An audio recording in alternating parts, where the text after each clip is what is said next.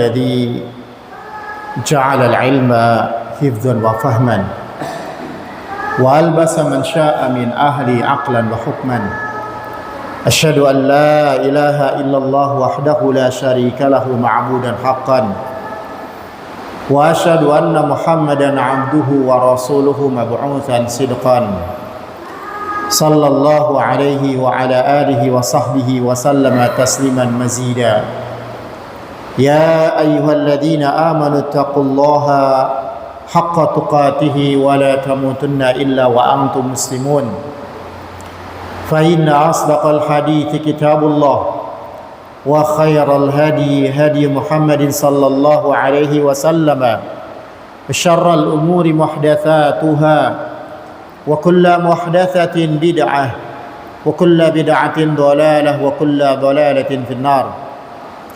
Ikhwan fiddin wa akhwatu fillah rahimani wa rahimakumullah. Alhamdulillah, kita bersyukur kepada Allah Rabbul Alamin atas segala kenikmatan yang Allah Subhanahu wa taala karuniakan kepada kita. Hingga pada malam hari ini biidznillah, dengan izin Allah, di saat rahmat Allah Subhanahu wa taala turun dengan turunnya hujan yang kita mengatakan Allahumma sayyiban nafi'an. Ya Allah, turunkanlah hujan yang bermanfaat kepada kami. Di saat itu juga kita menyempatkan diri untuk mempelajari agama Allah Subhanahu wa taala. Saudara dan saudariku yang dirahmati oleh Allah Subhanahu wa taala, pembahasan kita pada malam hari ini adalah dosa besar yang keenam di dalam kitab Al-Kabair, yaitu dosa besar durhaka kepada kedua orang tua. Tentang apa yang dimaksud dengan durhaka kepada kedua orang tua sempat kita sebutkan di pertemuan yang lalu. Sebagian para ulama mengatakan bahwa kesalahan apapun yang kita lakukan kepada kedua orang tua gak ada dosa kecil. Menurut sebagian ulama, tidak ada dosa kecil yang dimana dosa itu kita lakukan kepada kedua orang tua. Meskipun kalau itu dilakukan kepada orang lain dia akan jadi dosa kecil, tapi tatkala itu ditujukan kepada kedua orang tua maka itu dosa besar. Itu salah satu di antara pengertian yang diungkapkan oleh sebagian ulama. Sebagian ulama lagi mengatakan bahwa perkataan atau perbuatan yang membuat berat hati orang tua maka itu dosa besar, atau itu disebut dengan durhaka kepada kedua orang tua. Nah, pada malam hari ini dan mungkin pertemuan yang akan datang juga kita mulai menyebutkan dalil-dalil tentang durhaka kepada orang tua. Al-Imam Az-Zahabi menyebutkan dalil tentang durhaka kepada orang tua.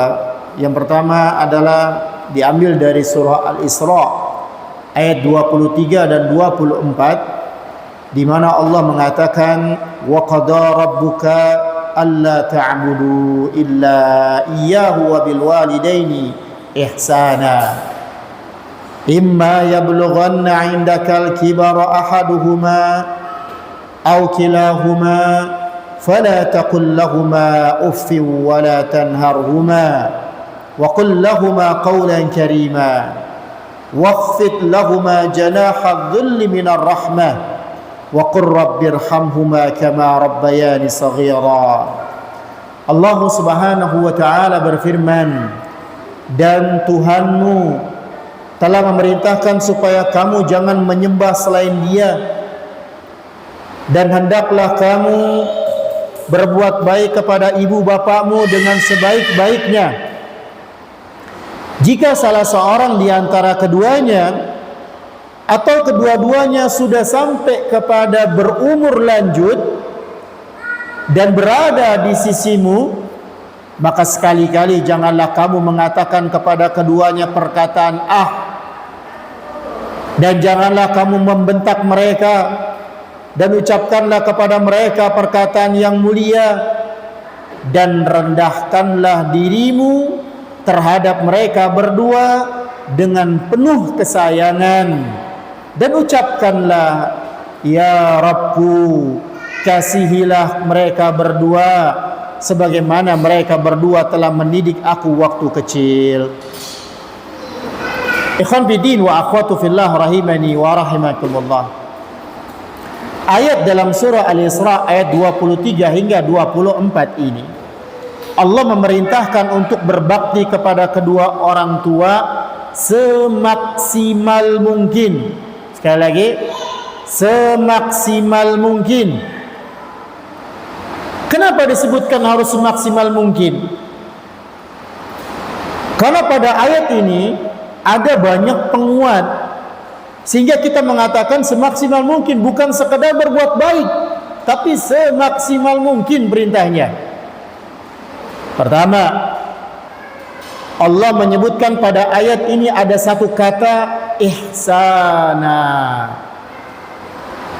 Ihsana, yang kalau dalam bahasa Arab itu disebut dengan maf'ul mutlaq. Maf'ul mutlaq itu fungsinya adalah taukid, penekanan. Penekanan. Seakan-akan Allah mengatakan wa ahsinu bil walidaini ihsana. Berbaktilah engkau kepada kedua orang tuamu dengan sebenar-benarnya bakti. Sehingga maknanya bukan sekedar berbakti saja, akan tetapi berbakti dengan sebenar-benarnya bakti atau dengan semaksimal mungkin. Kemudian yang kedua, alasan kenapa harus semaksimal mungkin, sebagian ulama mengatakan kata ihsana, masih dalam kata ihsana saja, kata ihsana itu disebutkan dengan kondisi katanya nakirah, pakai tanwin, ihsanan. Sedangkan penggunaan kata dengan kata nakirah itu artinya at-ta'zim, pengagungan. Maksudnya apa? Bentuknya pengagungan. Maksudnya Allah memerintahkan kepada kita agar berbuat baik kepada kedua orang tua, bukan sembarang kebaikan, akan tetapi dengan kebaikan yang agung, dengan kebaikan yang besar. Maka dengan demikian kalau kita kumpulkan kata ihsana saja, itu sudah menekankan kalau kita diperintahkan untuk semaksimal mungkin. Seakan-akan Allah ingin mengatakan wa qada rabbuka an tuhsinu ilal walidaini ihsanan 'aziman kamilan. Rabbmu memerintahkanmu untuk berbuat baik kepada kedua orang tua dengan kebaikan yang agung dan kebaikan yang sempurna. Hal ini wahai kaum muslimin, karena kedua orang tua sudah berbuat baik kepada anaknya dengan kebaikan yang tertinggi, kebaikan yang tertinggi, maka sang anak membalas kebaikan itu dengan kebaikan yang terbaik juga. Meskipun anak tidak akan bisa membalas kebaikan mereka dengan setimpal, gak akan bisa. Gak akan bisa. Kenapa? Karena seorang anak berbuat baik kepada orang tua itu belakangan. Mana duluan antara orang tua dengan anak ketika berbuat baik? Kita katakan orang tua duluan yang berbuat baik kepada anak dibandingkan dengan anak berbuat baik kepada kedua orang tua. Maka dengan demikian sang anak berbuat baik kepada kedua orang tua belakangan. Dan yang belakangan tidak akan mampu untuk menandingi yang mulai. Tidak akan mampu untuk menandingi yang memulai. Lihat bagaimana ketika orang tua memulai berbuat baik kepada kita, Mereka, kedua orang tua kita, berbuat baik kepada kita dengan kebahagiaan, dengan semangat, agar kita tumbuh menjadi anak yang saleh, agar kita menjadi besar. Sementara kita sebagai seorang anak ketika berbuat baik kepada kedua orang tua kita, itu dalam kondisi orang tua sudah jompo, orang tua sudah lemah. Yang ada bukan dengan semangat kita, seringnya bukan dengan semangat, seringnya bukan berbuat baik, bukan dengan bahagia, tapi dengan sabar. Dengan sabar.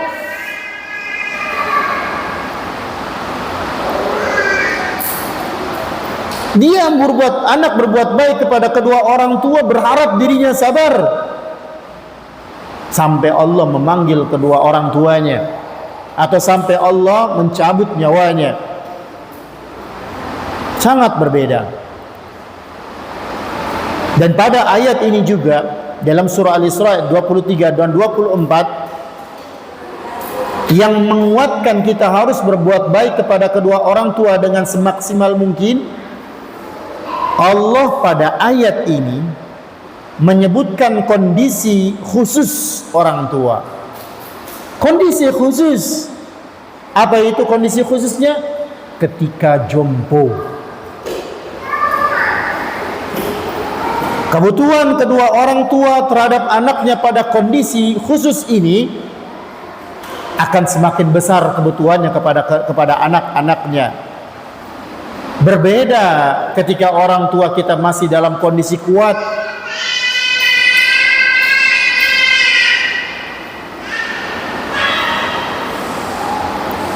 Dan tentunya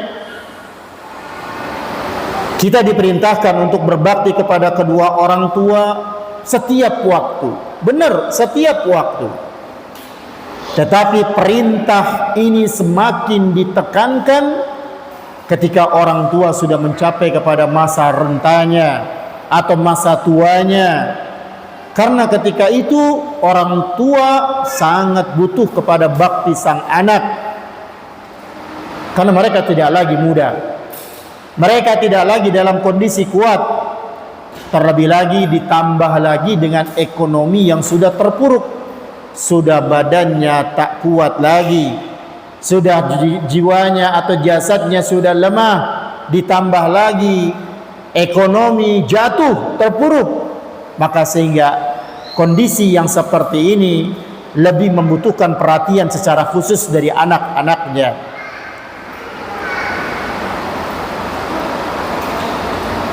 Ikhwan fiddin wa akhwatu fillah rahimani wa rahimakumullah. Di dalam ayat ini Allah mengatakan, imma yablughanna 'indaka al-kibara ahaduhuma aw kilahuma. Jika salah seorang di antara keduanya atau kedua-duanya sampai berumur lanjut di sisimu. Nah, di sini ada kata di sisimu. Ada kata indaka, di sisimu. Yang ini menunjukkan bahwasanya kondisi khusus. Ketika orang tua sudah tua, dia tidak lagi bisa mengurus dirinya sendiri.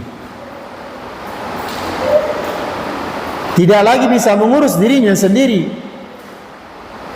Dan oleh karenanya anaknya lah yang mengayominya, anaknya lah yang mengurusinya. Sehingga akhirnya orang tua tinggal di rumah anaknya. Kondisi kalau sudah orang tua tinggal di rumah anaknya karena dia tidak bisa lagi mengurus dirinya sendiri, kondisi seperti ini menuntut sang anak untuk lebih bersabar. Terlebih lagi sampai didapati di masa tuanya orang tua itu kembali memiliki sifat kekanak-kanakan, cepat tersinggung, pikun, pelupa, bahkan sampai BAB, tidak pada tempatnya dan lain sebagainya. Menjadi lebih berat lagi rasanya kalau ini berlangsung ternyata lama. lama berada di sisi anaknya, sungguh berat. Kemungkinan kesabaran sang anak akhirnya terkikis, itu kemungkinannya ada. Kemungkinan kesabaran sang anak dia akan habis, sehingga sang anak akan mengomel kepada orang tuanya. Anak akan menggerutu dengan kondisi kedua orang tuanya, dan potensi hal ini sangat besar. Oleh karenanya Allah mengatakan dalam kondisi seperti ini, kondisi di saat orang tua sudah berada di rumah anaknya karena nggak bisa ngurus diri sendiri, ketika itu Allah melarang untuk berkata ah. Allah melarang untuk berkata uf. Maka hendaknya sang anak mengingat kebaikan dan kesabaran kedua orang tua ketika mengurus dirinya di waktu kecil. Hendaknya ini membuat dirinya bersabar untuk mengurusi kedua orang tuanya di akhir umurnya. Ayat ini, wahai kaum muslimin wal muslimat, ayat yang kita baca menjadi ayat pertama yang kita jelaskan. Ini memberikan isyarat agar seseorang selalu mendekat atau berusaha dekat dengan orang tuanya, baik mereka tinggal bersamanya atau di tempat yang mudah untuk dijangkau olehnya, sehingga dia bisa mudah untuk berbakti dan berbuat baik kepada kedua orang tuanya. Jika memungkinkan, maka janganlah seseorang bertempat tinggal jauh dari kediaman kedua orang tuanya, karena kalau jauh akan menyulitkan untuk berbakti kepada mereka. Jika seseorang dekat dengan kedua orang tuanya, maka akan mudah baginya untuk merawat dan menjaga mereka. Bahkan jika memungkinkan untuk tinggal bersama orang tuanya, maka itu lebih baik. Maka itu lebih baik.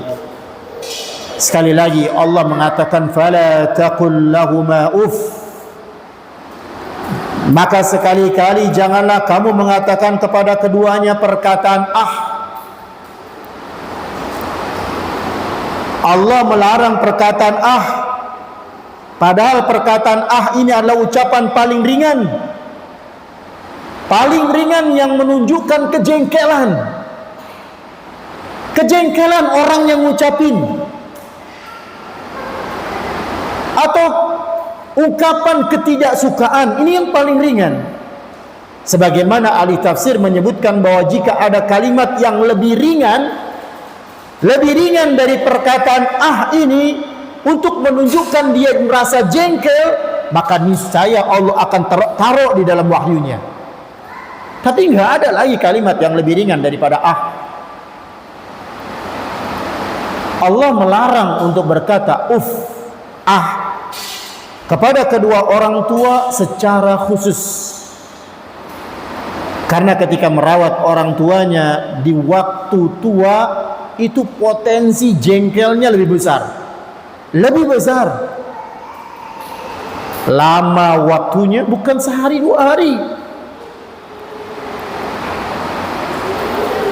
Dan ini akan menghilangkan kesabaran anak-anaknya.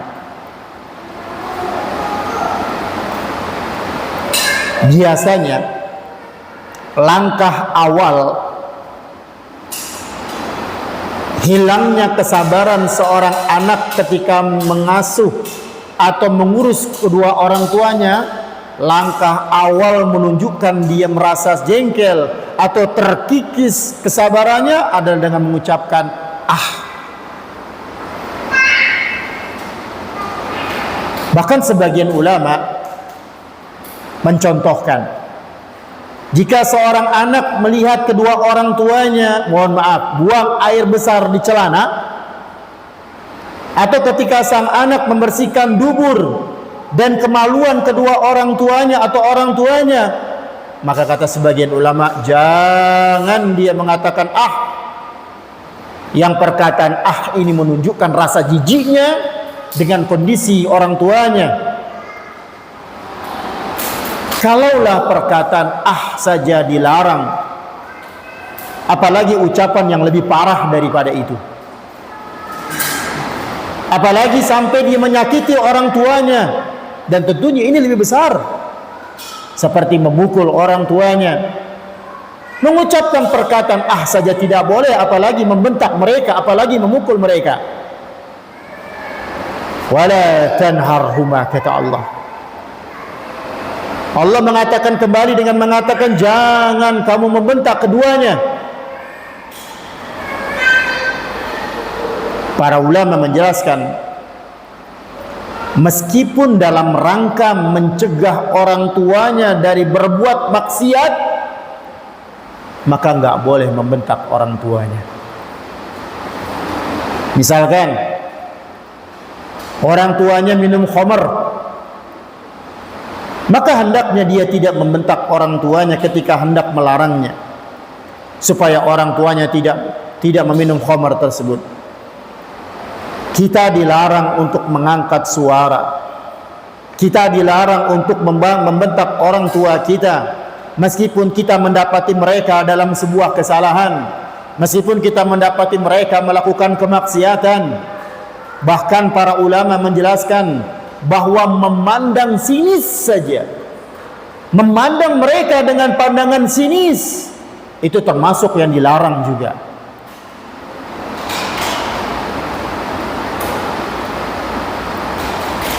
Hendaknya seorang anak berucap dan berbuat baik kepada kedua orang tuanya. Dikhususkan larangan untuk membentak kedua orang tua setelah larangan mengucapkan ah, karena ayat ini, karena kedua-duanya beriringan. Pertama, Allah fala taqul lahuma uff wala tanharhuma, jangan engkau mengatakan kepada keduanya perkataan ah, dan jangan membentaknya. Berarti Allah menyebut kata membentak setelah kata ah, karena tujuan keduanya berbeda. Tujuan larangan ya ini berbeda. Larangan mengucapkan ah itu terkait dengan rasa jengkel kita, meskipun itu sedikit. Larangan membentak itu terkait dengan menunjukkan ingin berselisih dengan orang tuanya. Maka memunculkan rasa jengkel saja, menampakkan rasa kejengkelan saja nggak boleh, apalagi memunculkan rasa berselisih dengan orang tua. Dan Allah mengatakan setelah itu Allah mengatakan apa? Wa qul lahuma qawlan karima, dan ucapkanlah kepada mereka perkataan yang mulia. Ucapkan kepada mereka perkataan yang mulia. Maksudnya adalah hendaknya seorang anak menggunakan kalimat-kalimat yang mengandung pengagungan, menggunakan kalimat yang mengandung penghormatan ketika berbicara dengan orang tuanya. Allah tidak hanya memerintahkan kita untuk berbuat baik saja, tidak sebatas itu. Akan tetapi Allah juga memerintahkan kita untuk berkata dengan kata-kata yang mengandung penghormatan kepada orang tua kita. Seseorang jika dia berbicara dengan gurunya, jika dia berbicara dengan bosnya, pemilik perusahaan yang dia bekerja di dalamnya, tentu dia akan memilih kata-kata yang baik. Dia akan memilih kata-kata yang bijak. Sampai tatkala dia dimarahi pun dia harus pilih kata-kata yang bijak. Maka orang tua lebih layak dan berhak untuk diperlakukan demikian. Bahkan hendaknya dia berusaha untuk mencari perkataan yang terbaik. Setelahnya Allah mengatakan wakhfid lahuma janahadzul minar rahmah, rendahkanlah dirimu, tetaplah rendahkanlah dirimu terhadap mereka berdua dengan penuh kesayangan. Janah. Allah mengatakan pada ayat ini janah, yang sebenarnya kata janah ini artinya sayap. Sayap. Dan kita tahu sayap itu ada pada burung atau yang semisal dengannya. Kenapa kok Allah mengucapkan pakai dengan kata janah? Karena sayap itu digunakan untuk menggambarkan kesungguhan dalam sifat tawadhu'. Lihat seekor burung. Seekor burung jika ingin mengasuh anak-anaknya, apa yang dia lakukan? Dia rendahkan sayapnya. Bukan dia bentangkan, bukan, tapi dia rendahkan sayapnya. Maka disebut dengan janahadzul di dalam firman Allah ini. Maksudnya lah, rawatlah kedua orang tuamu dengan sebaik-baiknya. Begitu juga seekor burung yang kita sebutkan tadi. Kalau mau terbang, dia angkat sayapnya. Jika dia hendak berhenti, terlebih dahulu dia turun, kemudian direndahkan sayapnya. Maka merendahkan sayap adalah merupakan sebuah kiasan pada sifat tawadhu', rendah diri. Berarti kita harus merendahkan diri di hadapan orang tua kita. Jika mampu bersifat tawadhu', jika mampu tidak sombong kepada pimpinan kita, tidak sombong kepada guru kita, maka sikap ini lebih utama kita lakukan kepada kedua orang tua kita. Dan jangan lupa, doakan kebaikan dan mintakan ampunan kepada Allah bagi kedua orang tua kita. Karena orang tua kita, sekali lagi, punya jasa yang tidak pernah bisa untuk dibayar oleh seorang anak. Dengan sebab keduanya, anak terlahir di dunia ini. Keduanya tidak akan pernah lelah merawat dirinya sampai dia akan dewasa, dia besar. Kemudian ayat yang kedua yang menjadi dalil yang disebutkan oleh Imam Az-Zahabi dalam kitab Al-Kabair ini tentang durhaka kepada kedua orang tua. Wa qala ta'ala wa wassayna al-insana biwalidayni husna. Dan kami wajibkan manusia berbuat kebaikan kepada kedua orang tuanya, yaitu ibu bapaknya. Dalam ayat yang lain,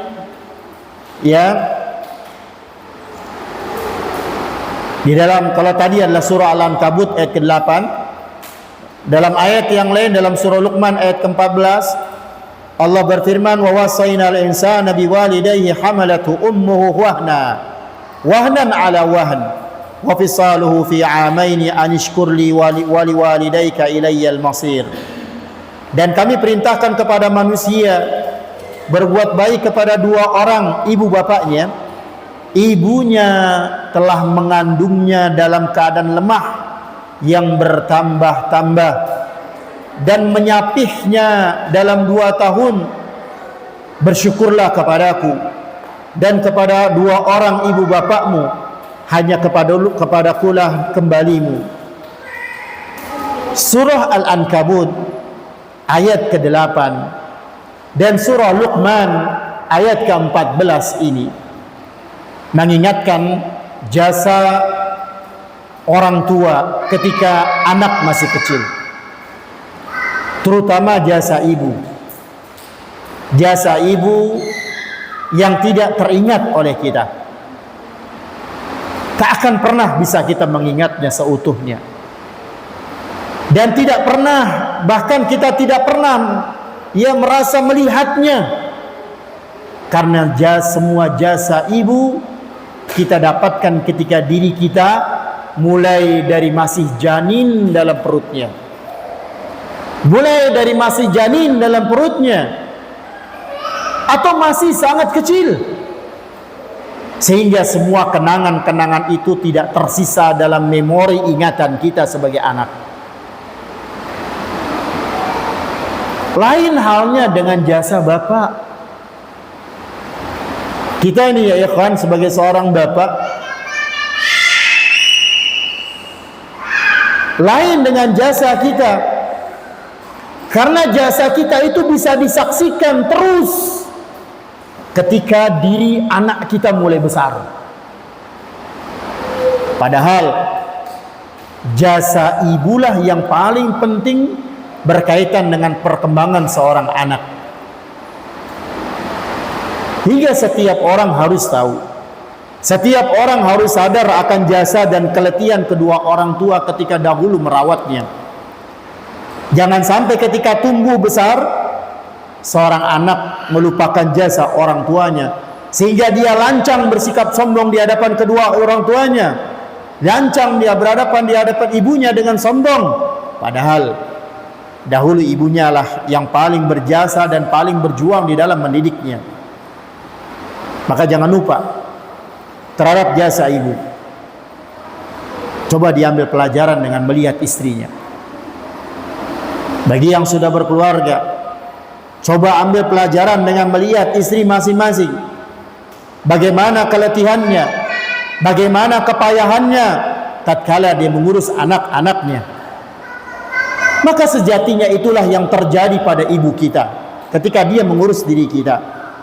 Oleh karena Imam Az-Zahabi membawakan ayat ini untuk memberikan penjelasan betapa perhatiannya Allah hingga Allah mewasiatkan untuk berbakti kepada kedua orang tua.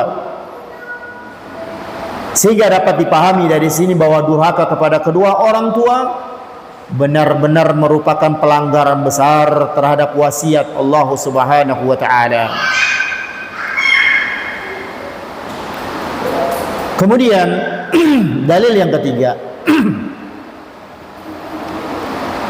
Dalil yang ketiga adalah dari hadis Nabi sallallahu alaihi wasallam.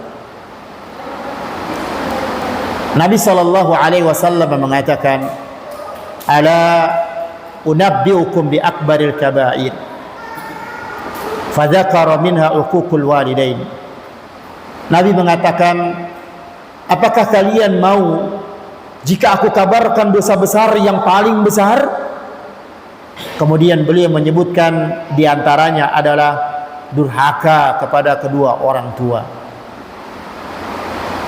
Dan tentunya lawan dari perintah, di mana Allah perintahkan untuk berbuat baik kepada kedua orang tua, maka lawannya adalah durhaka kepada kedua orang tua. Sehingga Nabi mengatakan, ala unabbiukum bi akbaril kaba'ir. Apakah kalian mau aku kabarkan dosa besar yang paling besar? Lalu Nabi menyebutkan al-isyraku billahi wa uququl walidain, yaitu syirik kepada Allah. Itu yang pertama Nabi katakan. Kemudian setelahnya Nabi mengatakan durhaka kepada kedua orang tua. Syirik dosa paling besar yang berkaitan dengan hak Allah. Durhaka kepada orang tua adalah dosa yang paling besar yang berkaitan dengan hak manusia. Maka hati-hati. Hati-hati tatkala kita berbuat durhaka kepada kedua orang tua. Lalu dalil yang keempat, Imam Az-Zahabi menyebutkan sabda Nabi yang lain. Wa qala sallallahu alaihi wasallam, ridallahi fi ridal walidi, ridallahi fi ridal walid, wa sakhatullahi fi sakhatil walid. Ridha Allah berada pada keriduan orang tua, dan murkanya Allah berada pada kemurkaan orang tua.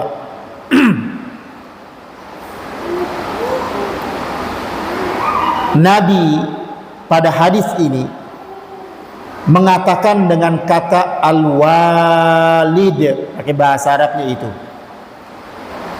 yang artinya biasanya hanya dipakai untuk ayah, untuk yang artinya ayah. Tapi yang dimaksud dengan al-walid di sini bukan sekedar ayah, tapi kedua-duanya itu ibu dan ayah. Karena dalam riwayat, sebagian riwayat yang hadisnya senada dengan hadis ini, Nabi menyebutkan dengan kata al-walidaini, bukan al-walid saja. Ini dalil bahwa mencari keridhaan orang tua adalah perkara yang sangat dituntut dari seorang anak. Jika seorang anak mampu membuat kedua orang tuanya tersenyum, jika anak mampu untuk membuat kedua orang tuanya senang dengan kehadirannya, maka dia akan mendapatkan keridhaan Allah. Hadir saja itu sudah membuat senang, maka dia mendapatkan ridha Allah.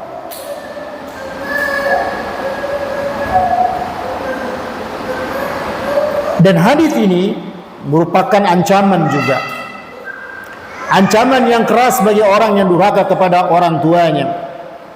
Barang siapa yang dia membuat orang tuanya murka, maka Allah akan murka kepadanya. Dan ini menunjukkan akan bahayanya durhaka kepada kedua orang tua. Lalu dalil yang kelima yang disebutkan oleh Imam Az-Zahabi, wa anhu sallallahu alaihi wasallam, dari Nabi sallallahu alaihi wasallam yang dia bersabda, al-walidu awsatu abwabil jannah. Orang tua merupakan pintu surga yang paling tengah.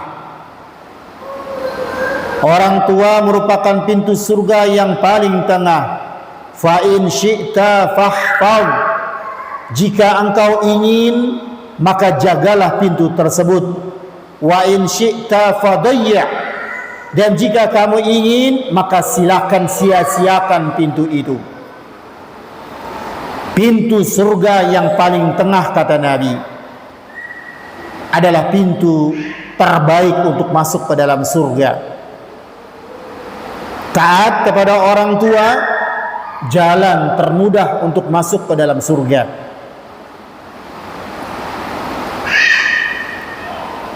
Setiap orang punya umur, setiap orang punya harta, dan dia punya kemampuan yang terbatas. Semangat beramal kadang naik turun. Maka orang yang cerdas, dia sadar tentang kekurangan dirinya untuk bisa menggapai surga Allah. Dengan kecerdasannya, hendaknya seseorang dia memprioritaskan, mengutamakan amal yang terbaik supaya dia masuk dalam surga Allah Subhanahu wa taala. Dan di antara amal yang paling terbaik adalah taat kepada kedua orang tua. Amal yang terbaik dan amal yang paling mudah.